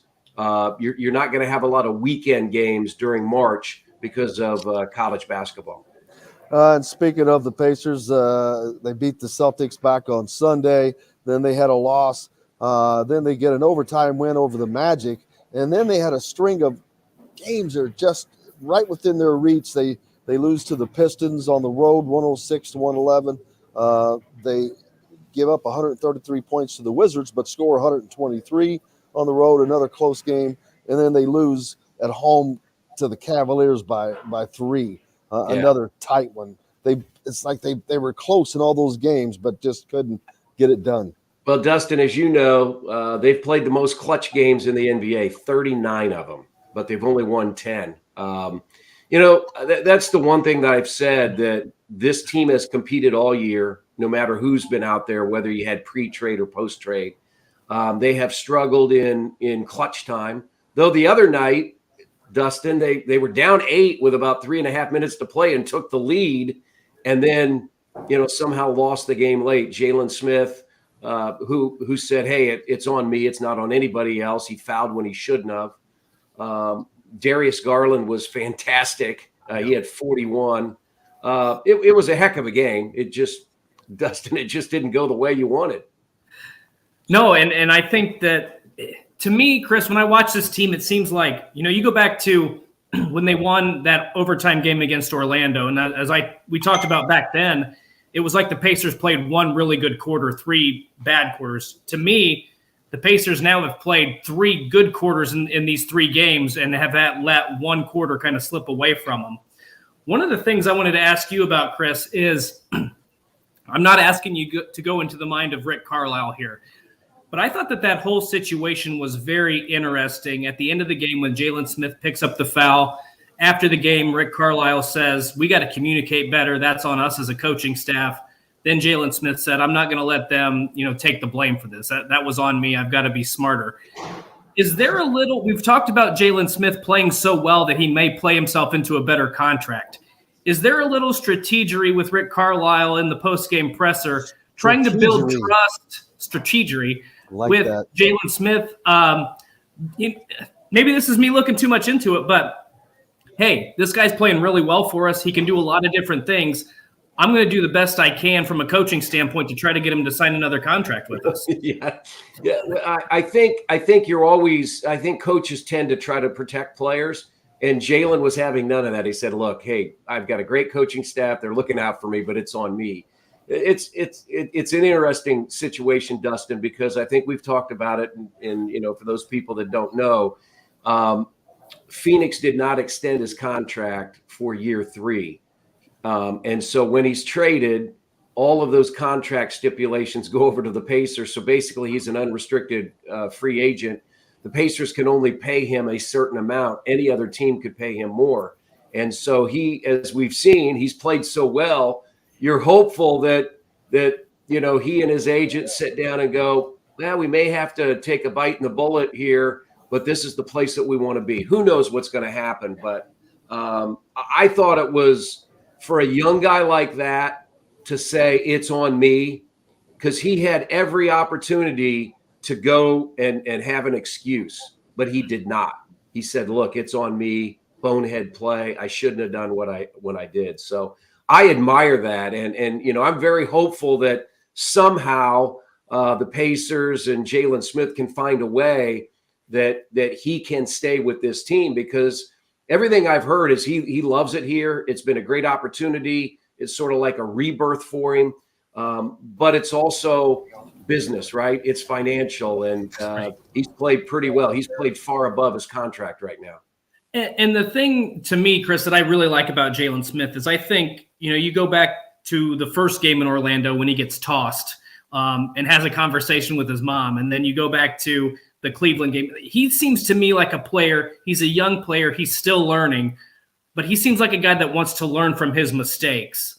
And that, like you said, that's something you could admire, because I think a lot of young players can say, I just had a bad night or whatever. But I think Jalen Smith kind of takes that personally. He wants to, and he's playing as well now as I think we've seen him play throughout his young NBA career.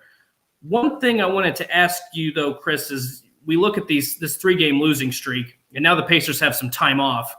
Is this kind of a perfect formula to maybe kind of bounce back? Because to me, this is a team that when you're not at full strength and you have to dig so deep into the bench and sign some, you have to bring in Lance Stevenson and bring in some of those other guys, just not being at full strength in the grind of an NBA schedule. Are we kind of seeing the effects of these guys being fatigued and worn down, hitting these final, 15, 20 games?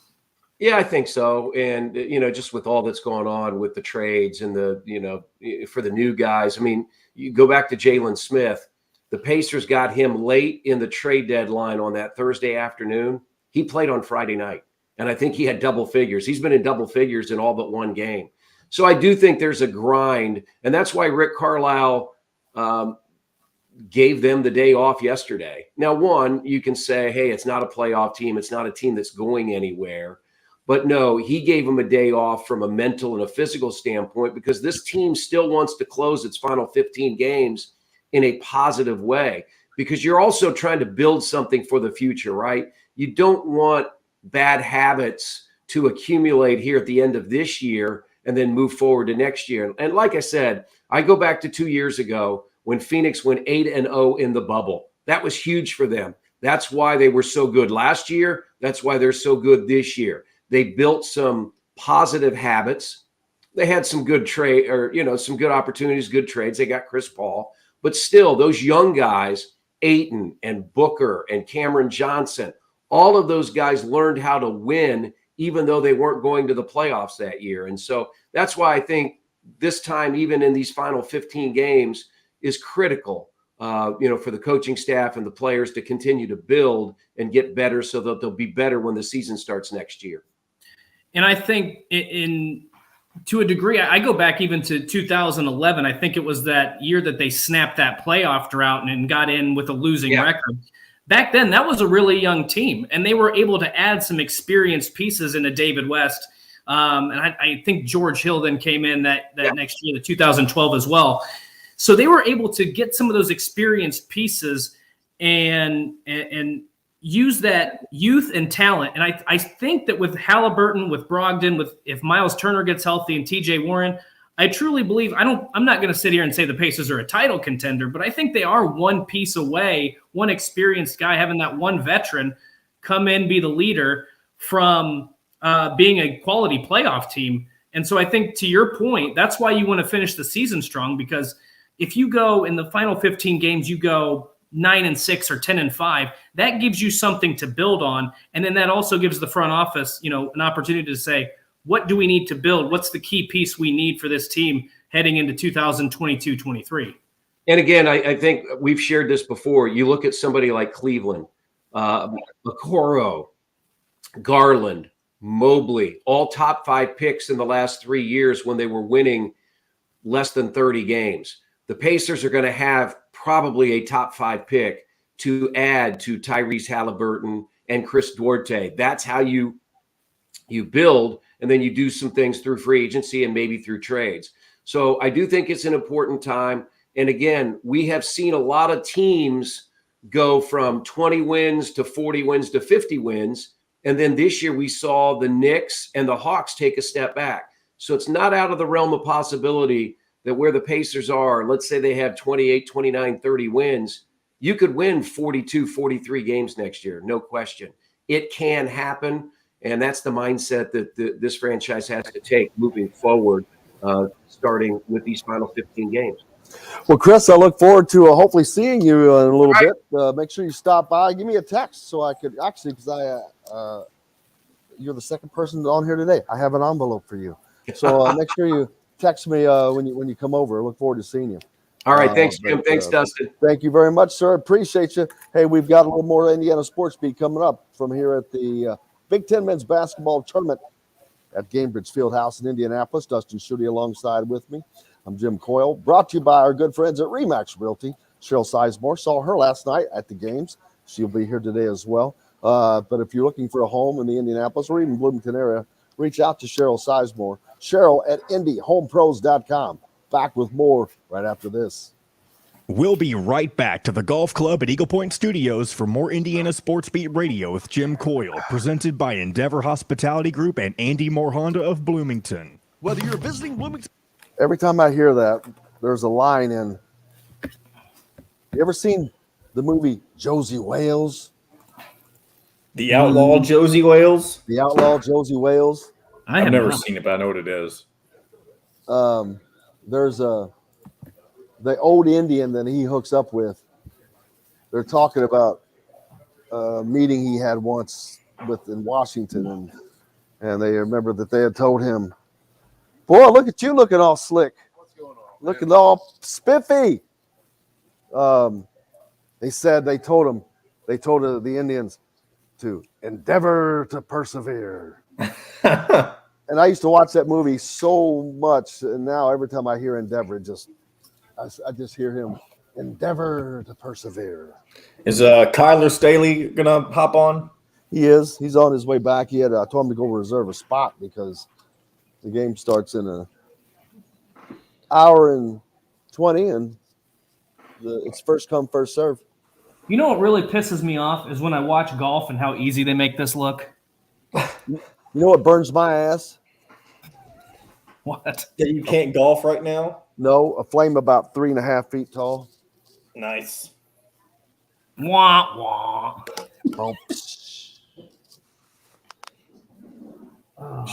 I'm going to start having on. Oh, man, I wish you were on. I'll tell you what, if you ever want to get a job in golf, the PGA Tour, they as part of your benefit package, you get a membership to TPC Sawgrass. Hey, I can get us on at what is the one in North Carolina? Is that Pinehurst? Pinehurst. Can you really? All right. The hell? You know what? I need to come down and visit my dad. Charlotte. Do they let players like me? I mean, the other day I played this golf course, and they look at, and you walk in, and they just said, "Nope," and get out the door. No, I played this golf course the other day, and they said the caddy shack is down the way a bit. Yeah, exactly. I had played. I got the cost half off. I've never played so bad. I walked off after 9 holes because I played decent all winter long, and then I go out and I played terrible.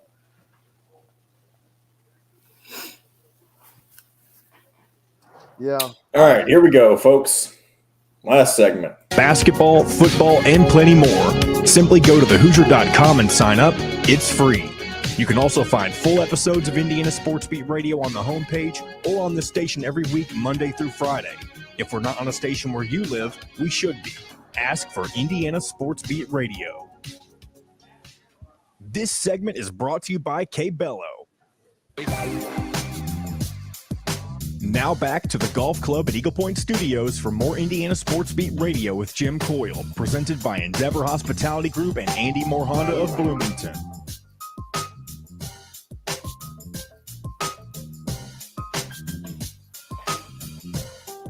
Jim's muted right now. I don't know if he can hear me. Okay. Welcome Jim, back, go ahead. everybody, to the. I don't know why that kept doing that. Jumped on there. Welcome back to the Cambridge Fieldhouse here in Indianapolis, site of the 2022 Big Ten Men's Basketball Tournament. Underway yesterday. Nebraska Northwestern played. Northwestern ends up with the win. Their reward is they will play the second game today, 25 minutes after Indiana, Michigan, taking on Iowa. Indiana, of course, playing Michigan. Maryland, to me, Maryland gets such an easier draw. They have Michigan State, who is 7 seed and just one off of Michigan. See, that's the difference. I mean, that's what I was talking about. That one game difference is all it was from having a completely different draw. They would have had Michigan State. They would have had Wisconsin next, who I think they could have beaten both of those teams. I truly do. But the draw just did not work out at all for them because mainly they did the damage to themselves. Kyler Staley is going to join us here in a second from thehoosier.com. Just grab yourself a chair, brother, and come on in. We'll make this work.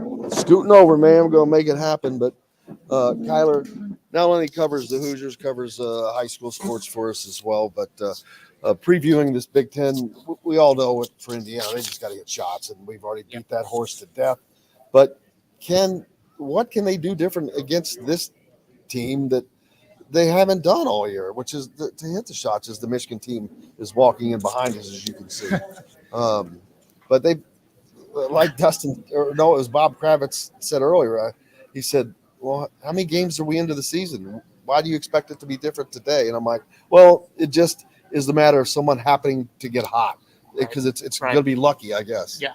Well, the big thing is for this Indiana team, you've seen it all year, is their ability to not finish a game.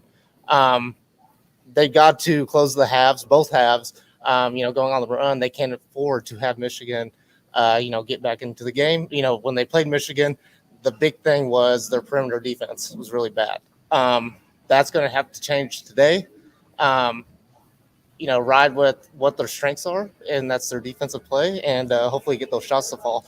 I think they're due for a game for that. And being due, they've lost 9 straight to Michigan. Michigan has won 14 straight Big Ten tournament opening games. Here comes Juwan Howard. You'll see him in a second here as he walks by. As the Michigan team continues to go. Juwan Howard walking by right now. There he goes. First game back from his suspension. I think that's going to play a role for Michigan. Absolutely. Yes. Yeah. They're going to have a fire lit under them. They're here to prove a point too, and it's in a way they are playing for their tournament lives as well. I think they could take a loss. I really do. You think so? They're not on the last 4 out line. And Indiana's scratching and clawing. Indiana's a team that is on the first 4 out, so it's not like they would be losing to a major upset here. No. But it would be an upset, but I don't think that knocks them out. Well, they, last night with Xavier and I forget Wake Forest, with them losing, that was big for them as far as their bubble is. So, it's 1 or 2 games Indiana's got to win. I think if they win this game, I think they're good. I do too. I really believe that. Dustin, I got one. He thinks the same thing. They win this game, they're in. Yeah, Indiana, absolutely. I think they're in. I mean, when you're some of the things that happened, you talked about Xavier, you talked about Wake Forest, some of the things that happened ahead of them. If Indiana can win, they've got enough quality win. Well, I don't know about enough, but they just enough. They beat Ohio State. They got to win against Purdue. They got to win against Notre Dame, all on their schedule. And I agree to the fact that I think Michigan they can afford a loss. Now it makes things a little bit nervous on Friday, Saturday, and then Selection Sunday, but I think they can afford a loss. But I just go back to this is Juwan Howard coming back for the first time in 5 games. As you mentioned, they are going to try to prove a point. They want to make a deep run. It's going to be an interesting matchup. To me, this is the biggest bubble game of the Big Ten tournament, regardless of what else happens. So it's a little disappointing that it's the very first game of the day. But if you're Indiana, you win and you're in. So you've got to take that mindset into this game this morning. Absolutely, and they will. They'll have no choice but to do that. But in the early game, I said I would hate playing at 11:30 in the morning. Absolutely. I don't care what the circumstance is, because every game you play is at noon at worst, and that's still not the greatest. But usually it's 2 or 6, 7, 8, 9 at night. The body is. I don't care if you get up at 6 in the morning. It's still. It's different. It knows it's still morning. I'm looking for everything that could go wrong for Indiana, man. I'm like going because the importance of winning this game. They're going to end up, if they don't, they end up in the NIT. Absolutely, They'll be a number 1 seed in the NIT. They'll play in Bloomington, which would be very disappointing to people I know. But I don't know if they have the mental toughness to win a game like this, because they have to win it. Because how many times have we talked about games this season that were called must-win games? I mean, there must have been 5 different times when Indiana has to win this game, and they don't. They don't live up to the pressure. They don't live up to the pressure of the last moments of a game. Uh-huh. Oh yeah, and I go back to a few years ago during the COVID shutdown. I think they were playing Rutgers, and it was a must-win game, and that was under Archie and everything, completely different team. As far as the season's gone and everything, I will say that this team is a lot better, a Mike Woodson team than an Archie Miller team. So I think he is going to get them ready. And with the 11:30 game, it's kind of like an AAU type atmosphere. Every AAU team plays earlier than this. So these guys have done it before. They're just going to have to try to find that fire today and get it done. What are you expecting in the tournament overall? I know we've got games after this. I think Northwestern plays after us against Iowa, or after Indiana, rather, I should say, against Iowa, then Maryland, Michigan State, then Ohio State, and Penn State. I mean, all those guys, to me, a much easier road. Absolutely. Indiana was 1 game away, I just said, from having a path to potentially Saturday. Yes. But now I don't see this is a potential, not even a potential path to Friday. Yeah. They almost had Michigan State, which they've proven that they can beat. They played with them at Michigan State, and then they could have played Wisconsin, which it is hard to beat a team 3 times in a row. But yeah, this is easily the toughest road that they got. As far as the rest of the tournament, I'm kind of like in Illinois. I think Illinois is probably the favorite. 3 for 3 on the Illinois pick. They are just they're a well-built team. They've got it all and everything. So I like them to get it to it. We're just going to have to see how this plays out. Anything can happen in March. So, yeah, not getting the Big Ten championship, going to Wisconsin. Wisconsin, I just talked about them earlier. They are I don't want to call them the weakest, but the most one-dimensional Big Ten champion I think I've ever seen. Yeah. Because there is not a team in this league, I think, that if you took one player off of would be hurt worse than Wisconsin would be if you remove Johnny Davis. Absolutely, and you saw that with Nebraska. So, and now if he were to get hurt, I was wondering what would happen to them in the NCAA, because we've seen they take that into consideration. Yeah. Not that they wouldn't make the tournament, but it could cost them a seed line. But right. But so the rest of the tournament playing out, I agree with you. I think it's going to be Illinois as well. A lot of people thinking Purdue. I don't see Wisconsin doing this, especially having, they've won a lot of games, close games, but to do it in 3 straight days, I don't see it. Yeah, and I can see Michigan State knocking them off. Dustin? I think the other team I would keep an eye on is Ohio State, and that sounds crazy because they lost 3 of their last 4. Nothing's crazy, though. Really. Well, to me, it comes down to how healthy are they. I mean, I think when we talk about Illinois, I think Ohio State is maybe the 2nd or 3rd team in terms of versatility. Purdue's obviously up there. They just don't play defense. And so, to me, Ohio State, when you have E.J. Liddell, who impacts the game on both ends of the floor, you have, if Kyle Young's healthy, he's one of those glue guys. He's kind of like the Race Thompson for Ohio State. They have Malachi Branham, who's the best. He was named the Big Ten Freshman of the Year. I think that Ohio State has that. Zed Key. If Kyle Young, Zed Key, and Michi Johnson are all healthy, I think that Ohio State's depth can help them make a run. Now, I don't know that they're going to be able to beat Illinois, but I think that that's a team that on the other side of the bracket, we talk about Wisconsin, we talk about Purdue. I could see Ohio State making a run if they're at full strength, but they're another team that lost to Nebraska. They lost to Michigan at home. They've lost some big games down the stretch, but if they're at full strength, that's to me, that's kind of a sleeper pick. Dustin was talking about Ohio State being a sleeper pick, but even though they had lost several games down the stretch, I'll tell you why I put Ohio State in the same category that I put Purdue. Any team that lost to and almost got swept by Indiana is not going to win this tournament. That's maybe a stupid way to base it, but it is. Purdue could have easily been swept by Indiana, and Ohio State probably should have been swept by Indiana.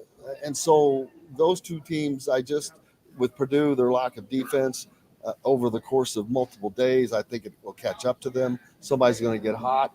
And Ohio State, the same thing. I don't think they have the 4-day, which they don't have to play 4 days, but I think that's what will hurt them in the NCAA tournament as they get deeper as well. But I don't think Purdue will go far in the NCAA tournament personally because of the lack of defense. Mm-hmm. Oh yeah, I agree. And going back to Ohio State, I'm not sold on them.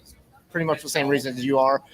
When I've watched them against in other games this season, they haven't really impressed me. They've won the games that they needed to win throughout the years. So that's why they've been in that top 25 range. They've been what Indiana should have been this season. Absolutely. I agree with that. My sleeper pick is probably, unfortunately, I hate to say it, my sleeper pick could be Michigan in a way. So and they are a team that has been in this position before. So if you think back, Dustin, what year was it where they had the plane crash? Yeah. Before, and played the first game in their freaking practice jerseys and won the damn tournament.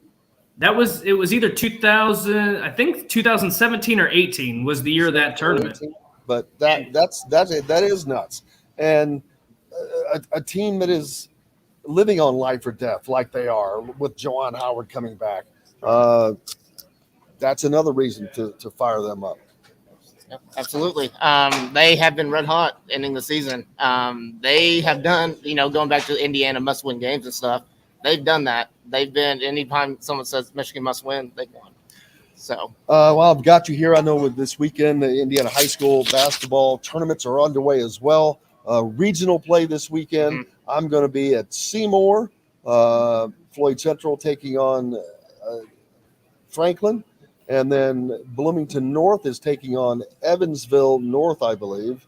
Yes. Bloomington North, of course, with J.Q. Roberts, had 47 rebounds last weekend in the sectional. Dustin, 47 in 3 games. Pretty he good. is a monster when it comes. You have to keep him off the boards. He had double-doubles in every game. The first game when I was there was 23 and 21. Not a bad night. But I expect Floyd Central and Bloomington North to have a rematch in that game. But I'm telling you right now, I said it already, Floyd Central is going to win the regional and move on. Where are you going to be? I'll be at Southport watching Cathedral. They play a very good Terre Haute North team, very well-coached Terre Haute North team. And then they'll play. That's Brian Evans' old school, I believe. Yeah, Todd Wolfley, head coach there now. Then I think they play the winner of Ben Davis and Mount Vernon, Fortville. which I'm expecting Ben Davis to win and then meet up with Cathedral in the regional finals. Ben Davis actually beat Cathedral earlier this year at Cathedral, so that'll be a really fun rematch. Floyd Central beat Cathedral earlier this year. Floyd Central's a very good team. I watched them play Bedford probably the third to last week of the season. That starting five. 1 minute. That is a balanced starting five. Of course, Cathedral has Xavier Booker in Indiana interest, and Bloomington North has J.Q. Roberts, who we'll be keeping an eye on as well. Big thanks to Kyler Staley from thehoosier.com. Make sure you go to thehoosier.com for complete coverage of the Big Ten tournament all through this. Big thanks to my man Dustin Schutte, who's probably got a tea time after this. No, I'm watching the all Big Ten tournament, all the Players Championship, both TVs. I'm going to order a pizza and drink some beer. It's going to be a good day. Pete's reminding us that Pinehurst is public, but just big knowledge. Thanks a lot, Pete. I can get us on for free is what I was saying. Hey, I got to get us out of here, but make sure you keep following us for updates to Hoosier.com and follow me on Twitter at Jim Coyle ISB. Until tomorrow, we're keeping you wrapped up from Gamebridge Fieldhouse. I'm Jim Coyle. I will see you on the radio. Thanks for listening to Indiana Sports Beat Radio. Be sure to subscribe to our YouTube page for more clips and team coverage of Indiana basketball, football, and more. You can also find full episodes and tons of other content on thehoosier.com. We'll see you next time for another edition of Indiana Sports Beat Radio.